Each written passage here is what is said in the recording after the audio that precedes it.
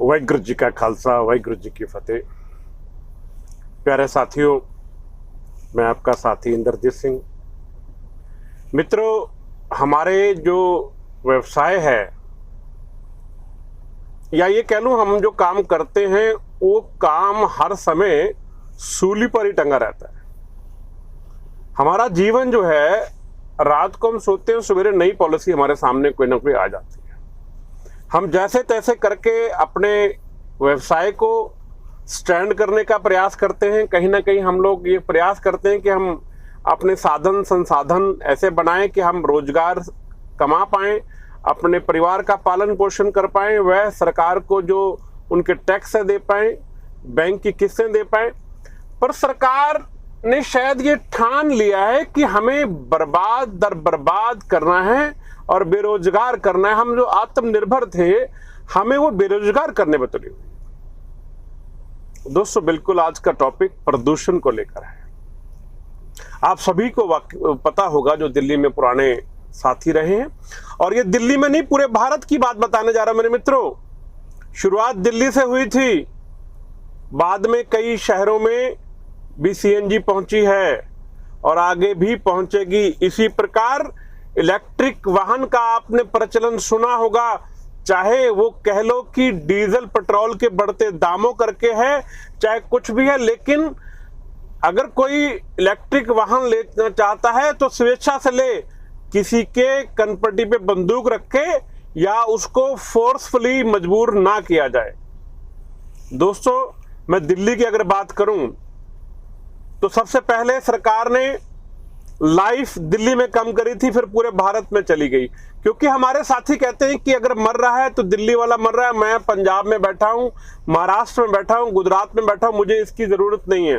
पर दोस्तों, आपने देखा होगा दिल्ली से जो आग लगी थी आयु की, वो घटकर आपके शहरों में, आपके राज्यों में भी चली गई। कहीं 10 साल है, कहीं 8 साल है, घटती जा रही है। पहले ये लाइव खुली थी कि जब तक मर्जी चले जाओ, और दिल्ली जैसे बड़े शहर में अब रीसेल वैल्यू पे भी फर्क पड़ने वाला है। पहले बेंगलोर से लोग आते थे, हमारी इनोवा ले जाते थे, अब वो लोग कम ले जाएंगे क्योंकि लाइफ में फर्क आ गया। दोस्तों, मैं जो बात कहना चाह रहा हूं, ये 2-3 एपिसोड में पूरी होगी, लेकिन आप लोगों से सहयोग की अपेक्षा रखता हूं।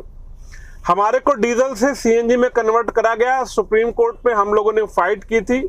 उस फाइट में हमने जब बातचीत करी तो वहां पर जो सरकार की तरफ से निरीक्षण एजेंसियां हैं, उन्होंने कहा था कि यूरो 6 भारत 6 जब स्टेज जो हमारा मानक है वो आ जाएगा और लो सल्फर डीजल आ जाएगा तो सीएनजी से कम प्रदूषण वो गाड़ी करेगी। मित्रों, आपको जानकर ताज्जुब होगा कि आज अपनी रिफाइनरी को सरकार ने ठीक नहीं किया, शुद्ध नहीं किया। यूरो 6 आ चुका है। अब यहां पर बताएं कि गलती किसकी है? सरकार की गलती के लिए सजा टैक्सी चालक या टेम्पू चालक या और कोई क्यों भुगते? आज दिल्ली में घुसने के लिए कहीं ग्रीन टैक्स लगता है, कहीं कुछ लगता है। मैं मात्र एक इतनी बात दिल्ली सरकार से, केंद्र सरकार से पूछना चाहता हूं कि आपने ग्रीन दिल्ली के लिए सीएनजी का बेड़ा सारा कर दिया। जितनी हमारी गाड़ियां थी सारी आपने बसेस, टैक्सी, सीएनजी, ऑटो सब सीएनजी में कर दिया। प्रदूषण में कहां कमी आई? प्रदूषण में कहां कमी आई? आपने कभी ये चिन्हित किया है? आपने कहीं ये चिन्ह लगाया, डॉट लगाया कि क्या कारण है कि प्रदूषण कम नहीं हो रहा? कभी आप पराली की बात करते हैं, कभी आप बिल्डिंग की बात करते हैं, कभी किसी डस्ट की बात करते हैं, लेकिन ये सारा नजला आप गाड़ियों पे क्यों उतारते? हम लोग एक नहीं है ये माना, लेकिन इसकी सजा ये तो नहीं है कि हाँ हमें बेरोजगार करते चले। आज कोरोना काल के अंदर हम जैसे तैसे गिर पड़कर कहीं ना कहीं जीवित हैं, लेकिन आज फिर ये क्योस चल रहा है कि इलेक्ट्रिक गाड़ियां दी जाएं, हमारी ये गाड़ियां मिट्टी कर दी जाएं। मित्रों, आप सभी थोड़ा सा अगर प्रयास करेंगे, आप लोग कुछ नहीं करते, आप लोग अपने फोन के अंदर ट्विटर प्ले स्टोर से डाउनलोड कर लें, अपना अकाउंट बना लें, उसके बाद परिवहन पंच मेरा पेज है, इंद्रजीत सिंह जी के नाम से मेरा पेज है, उसको लाइक कर लें, उसको फॉलो करना शुरू कर दें।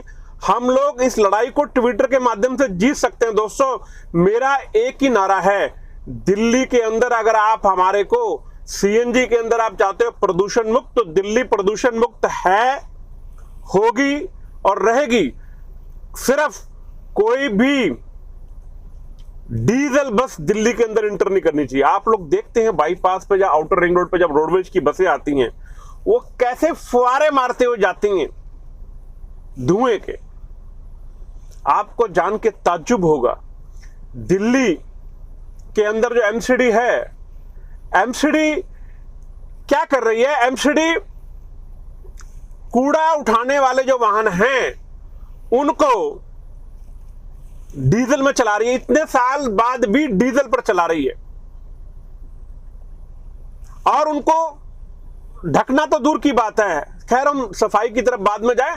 हमारा सिर्फ मकसद है कि डीजल गाड़ियां चलाकर वो दिल्ली की सड़कों पर कितनी धूल उड़ा रही है, कितना प्रदूषण फैला रही है।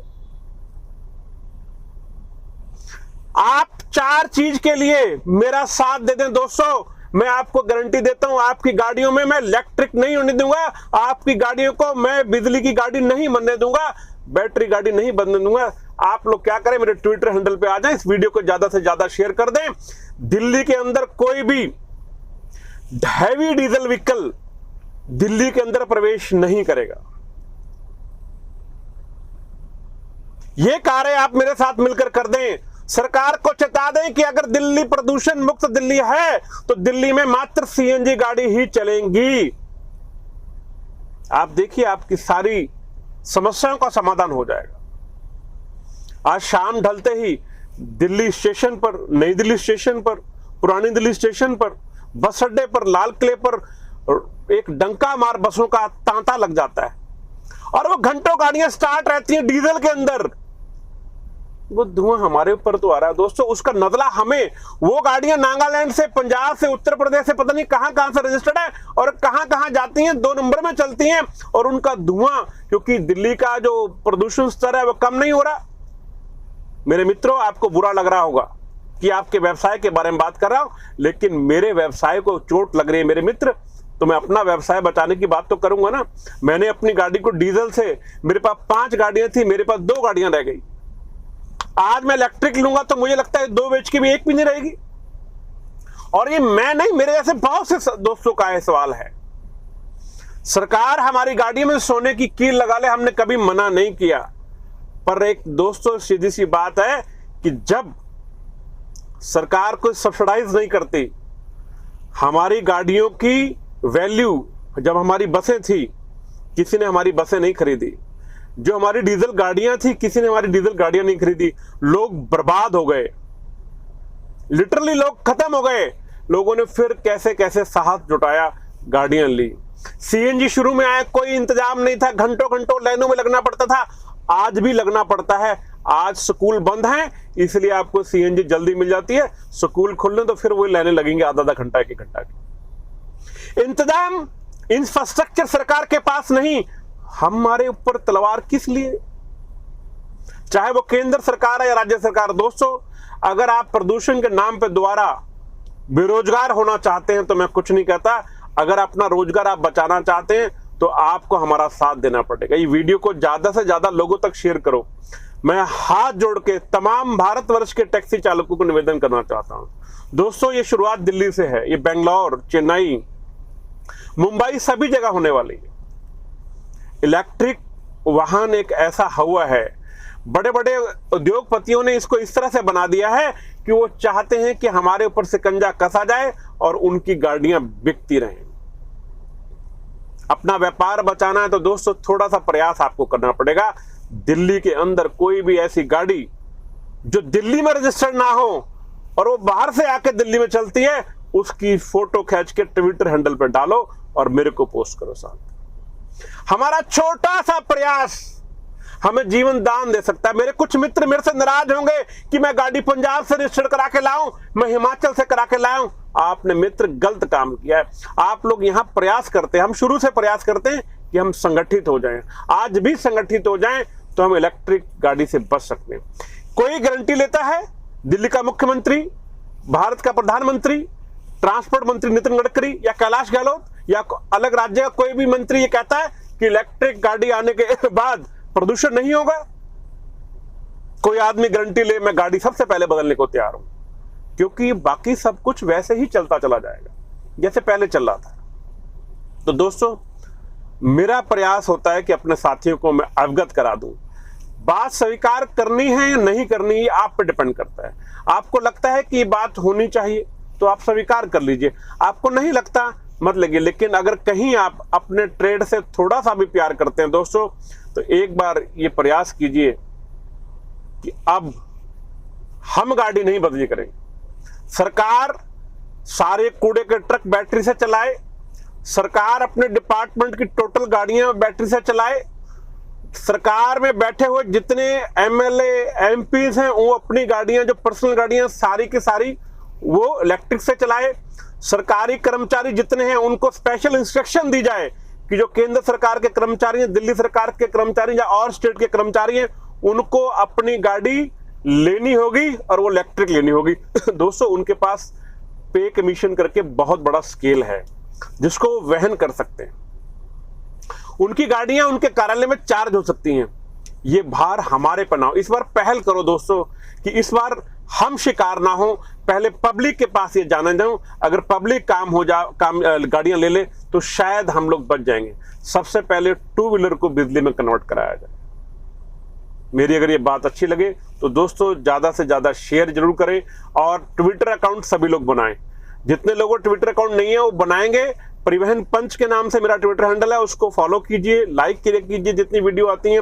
इसी प्रकार इंद्रजीत सिंह जी के नाम से है, आप जितना करेंगे। और एक दोस्तों मैं आपको और बताना चाहूंगा, जो मेरे मित्र फेसबुक पर हैं वो वॉइस ऑफ ट्रांसपोर्ट का फेसबुक पेज भी लाइक कर लें, जिससे हम लोग ज्यादा संगठित ग्रुप हमारा है वहां पे, वो ग्रुप भी आरपीपी के नाम से वो भी ज्वाइन कर लें, जिससे हम ज्यादा लोगों को संपर्क में आ सके और ज्यादा अपनी बातें एक दूसरे को बता सके। जय हिंद।